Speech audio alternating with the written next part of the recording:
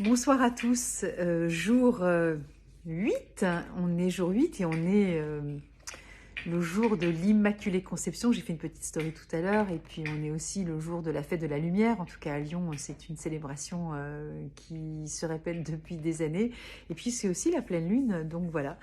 Et aujourd'hui, j'ai passé une super bonne journée. J'étais avec mes amis, conseillers, agréés ou pas, en tout cas ceux qui avaient déjà une bonne connaissance des fleurs de Bach sur la région PACA. Et on était 12 et c'était juste magnifique. On a passé toute la journée ensemble, donc pas d'émotion en particulier, entre guillemets, limitante, puisque, encore une fois, quand on va bien, on n'a pas besoin de fleurs de Bach, hein, c'est pas le but. Et quand on ne va pas bien, c'est pas qu'on va mal forcément en opposition. En tout cas, il y a des moments où on peut trouver qu'il y a des émotions qui peuvent nous... Alors soit, je dis souvent gratter, piquer, gêner, handicaper, juste des fois mettre de la lumière dessus en disant « Ah tiens, ça c'est marrant, c'est là ». Ça suffit, c'est pas forcément des grandes remises en question et c'est pas forcément non plus la nécessité de prendre les fleurs, ça dépend, évidemment les prendre c'est bien, moi j'en ai pris ce soir et je vais vous expliquer pourquoi. Je redis que cette histoire-là de mon émotion du jour, c'est l'histoire de vous parler des fleurs de Bach, évidemment, et pas simplement de me dévoiler tous les jours avec mon émotion personnelle, mais c'est aussi de vous impliquer et de voir comment vous, votre mécanisme émotionnel se met en place, comment ces petites subtilités de langage des 38 fleurs de Bach que Bach nous a mis en lumière nous aident aussi à déceler en nous alors, ce que lui appelle des défauts, alors qu'une fois, ça peut être très culpabilisant et très, très inquiétant, et c'est pas du tout le but. Le but, c'est pas ni d'être parfait, ni de quoi que ce soit, c'est pas du tout le sujet de Bach. Le but, c'est de... Ok. Le but, c'est de... C'est de d'être dans un état de conscience. C'est ce que je répondais à Solène hier sur des témoignages qu'elle mettait suite au post que j'ai fait. Elle disait ah bah flûte ou pour pas dire autre chose, enfin voilà, de se reconnaître de cette émotion-là. Et ben moi j'ai envie de dire plutôt il y a là super, bravo, merci, c'est chouette.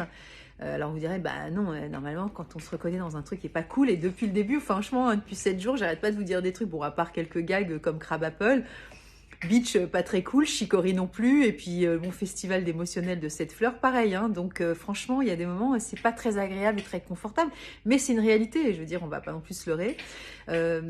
Donc le but, bah, ce serait évidemment de dire plutôt merci.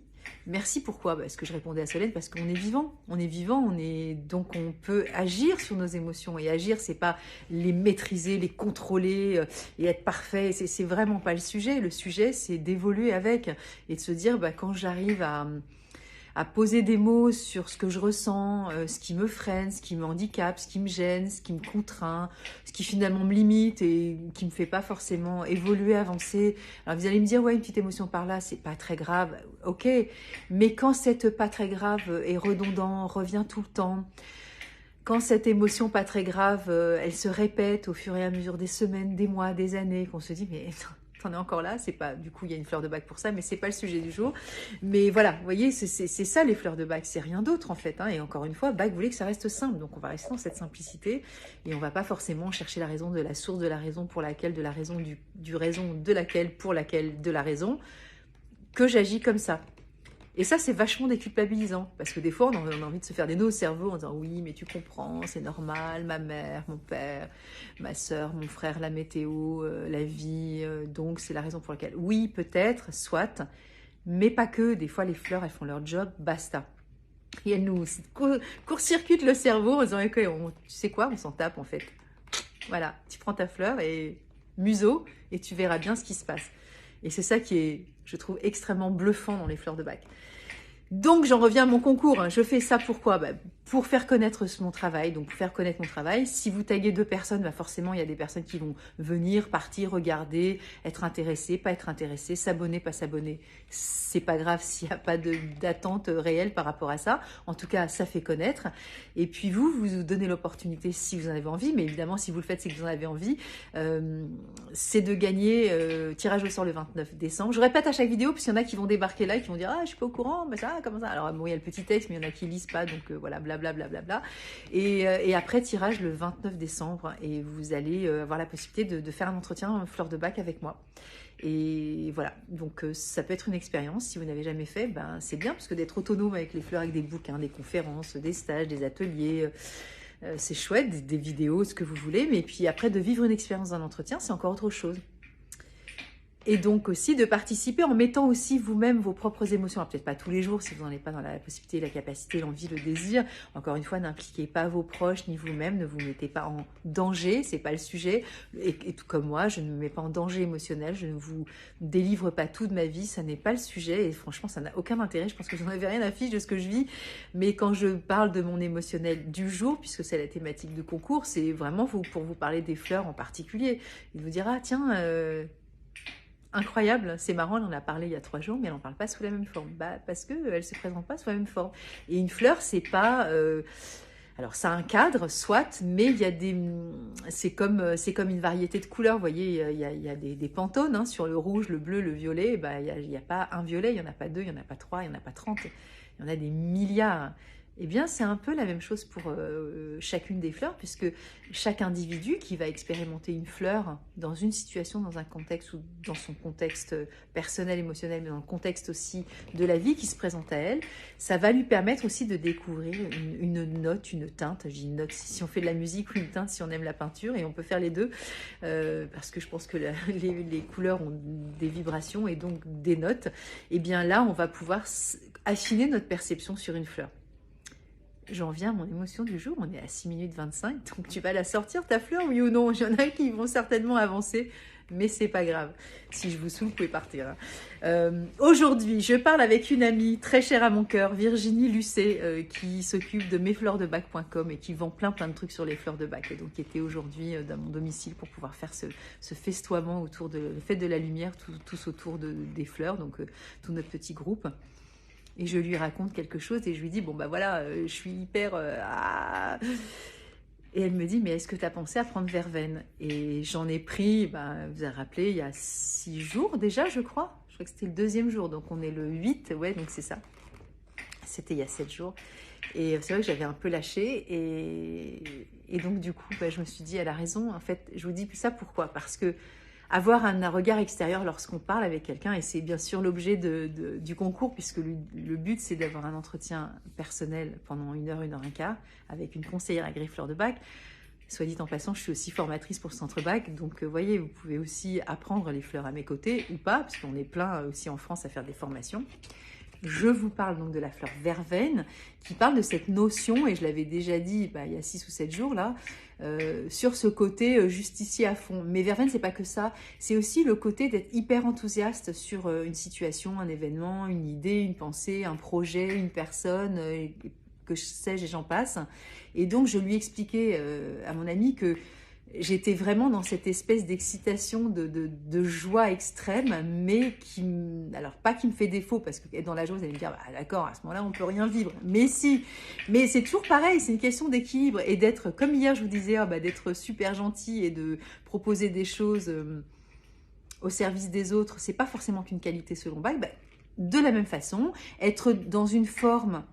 Alors, mesurer les propos que je vais dire, mais dans une forme d'excès d'enthousiasme, de jovialité, d'être... alors, c'est pas le fait d'être jovial, c'est le fait des fois surinvestir quelque chose avec beaucoup d'énergie et donc des fois beaucoup d'attente aussi.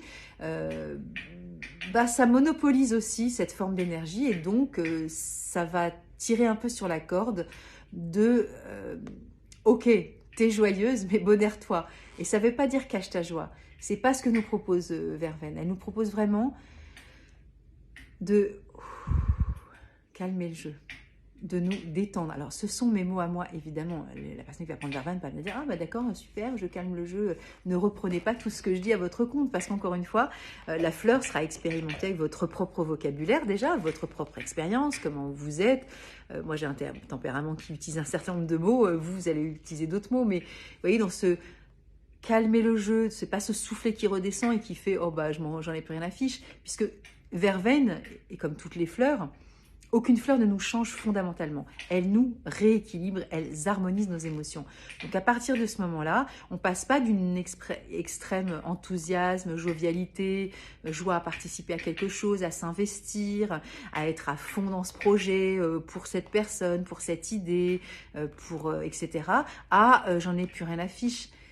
l'équilibre ne passe pas d'un extrême à l'autre, ça s'équilibre et l'équilibre est vraiment propre à chacun. Et pour le coup, les mots que j'emploie ne sont propres qu'à moi.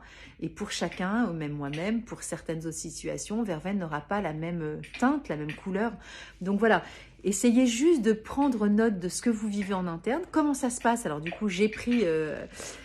après le départ de tout le groupe, j'ai pris mes 2 gouttes de verveine, j'en ai repris depuis, hein, donc ils sont partis aux alentours de 16h30, vous allez tout savoir. Voilà, on est à peu près vers 18h là, et j'en ai repris, et je sens qu'il y a une forme de...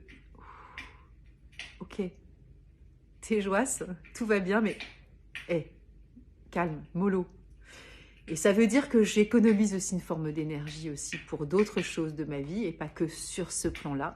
Et ça veut dire aussi que je peux avoir une forme de quiétude aussi. Ça, ce sont mes mots à moi par rapport à ce que je vis dans ce cadre-là avec verveine. Mais voyez, expérimentez les fleurs, notez et regardez comment ça se passe. Et c'est vachement intéressant de prendre la même fleur sur différentes situations et regardez vos notes. Et vous allez voir qu'au bout d'un moment, même si vous reprenez mes propres mots sur verveine, vous verrez qu'il y aura encore d'autres nuances. Donc voilà, c'est ça que je vous invite à vivre à travers ce conte et ce que je fais. Écoutez, voilà, j'ai tout dit pour la journée, 11 minutes 11, je vais m'arrêter. Voilà, on est au jour 8 et puis je vous invite évidemment, si cette fleur vous parle, puisque je vous parle de cette partie-là de moi, de mon émotion du jour par rapport à verveine, qui est des fois cette démesure émotionnelle à vivre avec beaucoup d'enthousiasme quelque chose, une forme de surinvestissement qui peut des fois, selon Bach, puisqu'on parle d'équilibre émotionnel, nous contraindre à vivre quelque chose qui n'est pas de l'ordre de l'équilibre pour le coup. Alors est-ce que c'est juste, puisque on parle de Verveine qui aime bien cette notion de justice et de justicier, puisque c'est quelqu'un aussi qui peut se battre contre les injustices, et c'est ce que je vous évoquais le 2e jour, hein, donc le jour 2, le 2 décembre. Eh bien, vous voyez que cette fleur verveine parle aussi d'autres choses. Donc, encore une fois, les fleurs, quand on les apprend, on apprend qu'il y a différents aspects. Et on ne peut pas cataloguer une fleur avec un mot, par exemple, hein, parce qu'on dit que c'est la fleur de l'enthousiasme, mais c'est pas que ça, en fait. Hein. Donc, élargissez votre champ de conscience par rapport à chacune des fleurs. J'espère que vous aurez appris des choses intéressantes aujourd'hui. Et puis, mettez des commentaires. C'est toujours extrêmement plaisant pour tout le monde aussi de lire... en quoi découvrir des nouveaux aspects de ces fleurs peut vous accompagner et vous soutenir au quotidien. À demain, puisque demain c'est le jour 9. Bonne soirée.